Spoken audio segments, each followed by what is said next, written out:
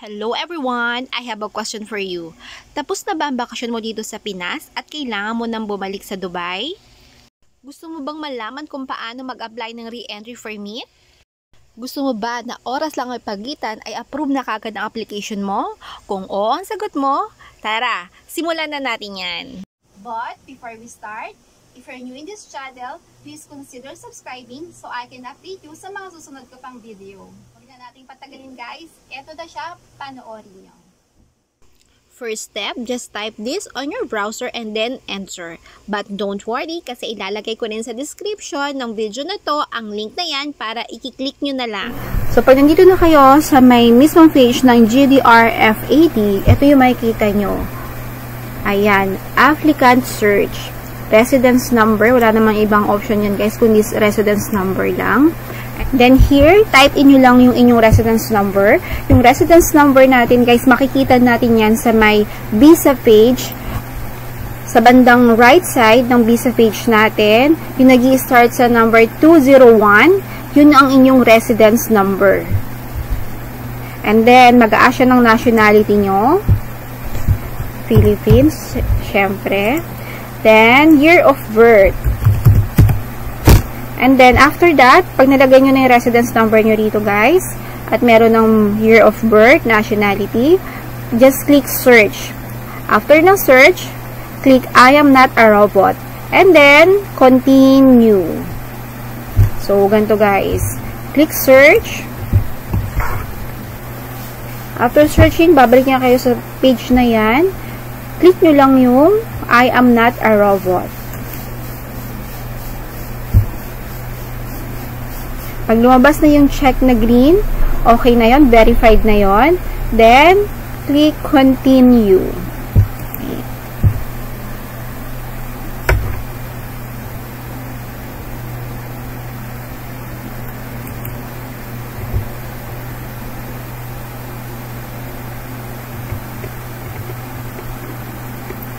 Ayan.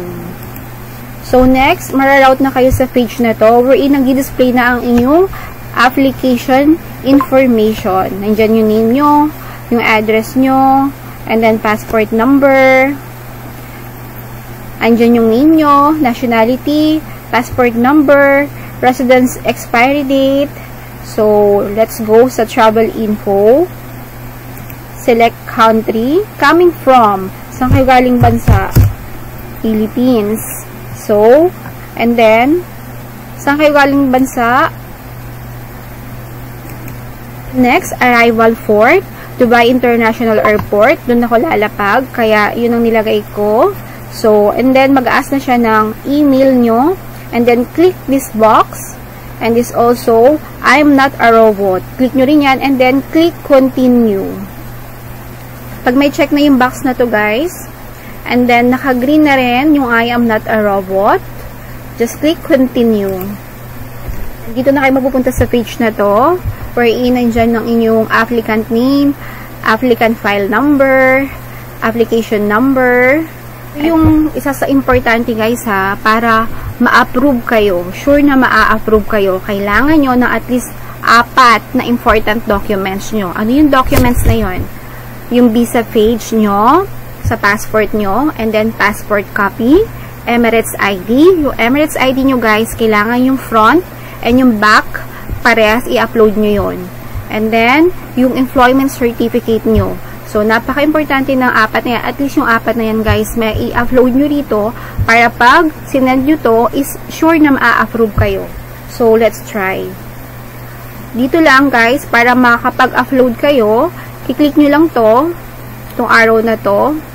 Or kung mayroon kayong scanner at wala pa kayong nakasave sa computer nyo, click nyo lang itong scan and upload.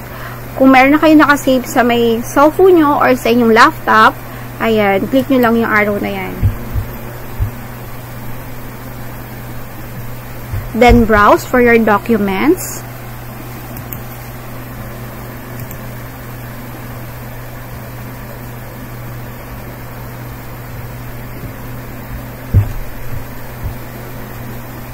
Okay na yung front ng Emirates ID ko. Next, hanapin ko yung back.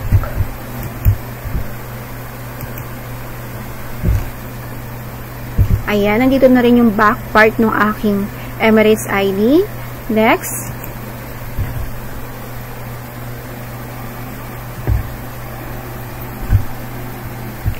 Next one is employment certificate. Click open. Next one. And then visa page.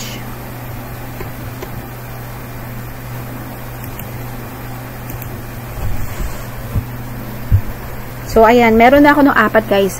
Recheck natin to make sure guys, para sure na ma-approve kayo, always recheck.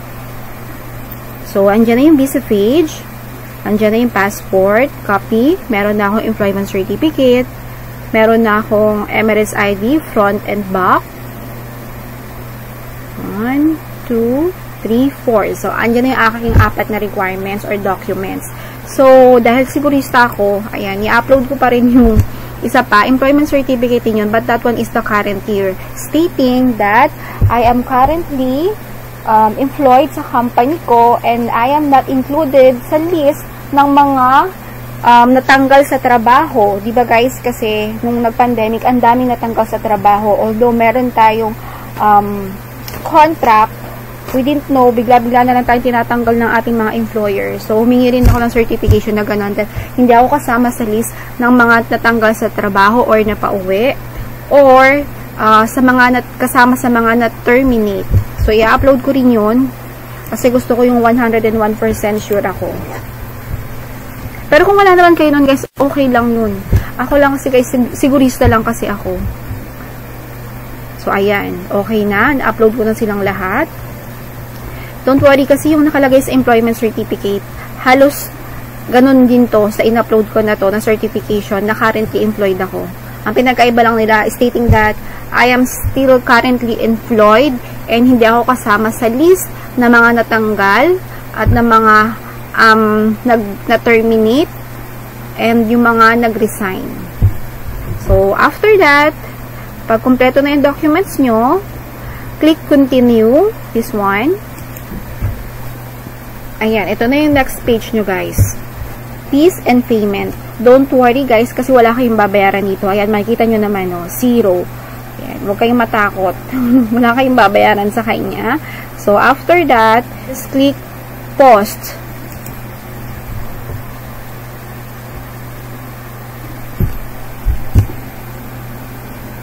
Ayan, finally, your return permit for resident outside UAE was submitted. So, submitted na yung aking application. Hintay na lang tayo guys na ma-approve yan. So, check lang kayo once in a while. Sometimes, 2 hours, 3 hours, 5 hours. So, lagi lang kayo mag-check ng inyong email every hour kung na-receive nyo na ang inyong approval. And then, close. So, okay na yun guys. And then, same day, ayan, na-receive ko na kagad ang email within 7 hours, approve.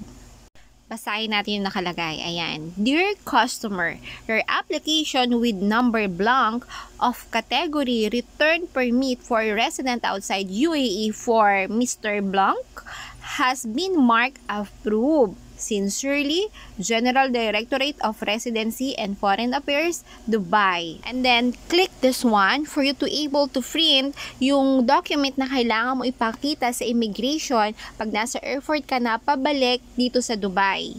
Yan, ganyan ang itsura ng returning permit na ipapakita mo sa immigration sa araw mismo ng flight mo. Hahanapin sa'yo sa immigration.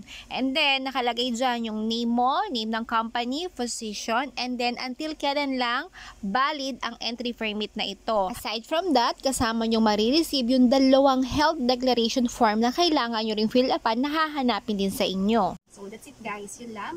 I hope na may natutunan kayo this day or sa video na to. If meron kayong question guys na gustong itanong, please comment down below. If you get interested with this video, actually this video is about tips and then advices ko, yung mga importanteng bagay na hindi nyo dapat makalimutan pag pupunta na kayo sa inyong hotel quarantine. Ano yung mga dapat nyo i-prepare, ano yung dapat yung dalhin.